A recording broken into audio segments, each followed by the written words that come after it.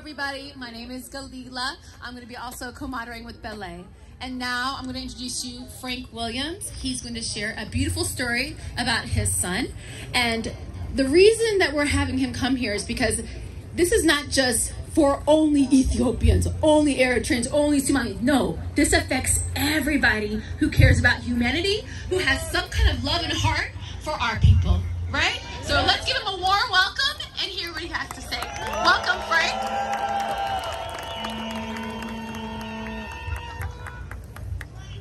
Thank you. It's amazing to see you all here. Before I say a few words, I want to provide some context as to who I am, why I'm here, and why the conflict in Ethiopia is important to me and my family. Recent events in the past few months have driven it even closer to home. A few months ago, part of my family was killed near Lalibela by TPLF forces.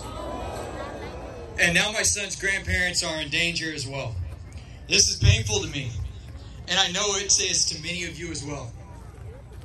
This effort has really taken over my life recently and truly feels as if it is an obstacle too large to overcome.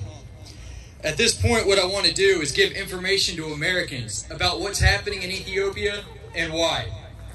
The articles that have been running on CNN and Al Jazeera have really driven the narrative here in the United States. And seemingly it justifies the United States' position on this matter.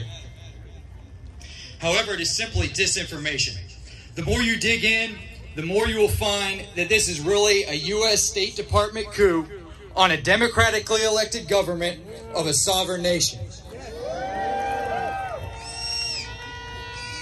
The recent stories coming out, including the amnesty report of thousands of women gang raped by TPLF forces, their destruction of places of worship, churches and mosques, and killing of religious leaders, destruction of hospitals and important infrastructure.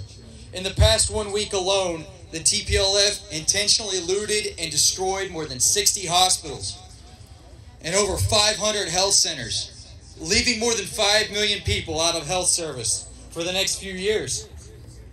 This violent attack is targeting civilians, targeting the people of Amhara and Afar. Now I ask why the US, UN, USAID, or WHO did not condemn this act of evil. We also can't forget what the TPLF did to Ethiopia these past 30 years. So I have a question for the people of the United States. How did we feel when foreign entities interfered in our 2016 election? We were upset, right? And we're doing everything we can for it not to happen again. Now in Ethiopia, the Biden administration is sugarcoating negotiations, asking for a regime change and a new form of governance.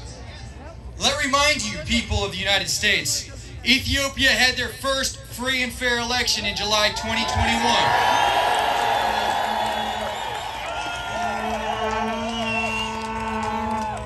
40 million people voted, and an inclusive government was established. So now, why is the Biden administration undermining this democratic process of Ethiopia and the will of you, their people? Why deny Ethiopians the democracy they finally achieved? This is not an American value, folks.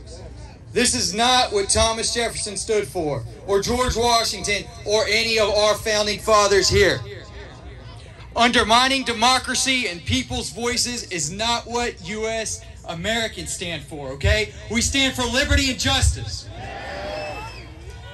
If we want peace in Ethiopia, we need to listen to the people and respect the democratic Ethiopian government.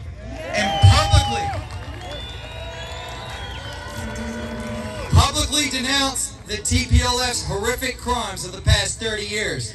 Denounce the crimes they are committing today. The U.S., along with the rest of the world, needs to demand for the TPLF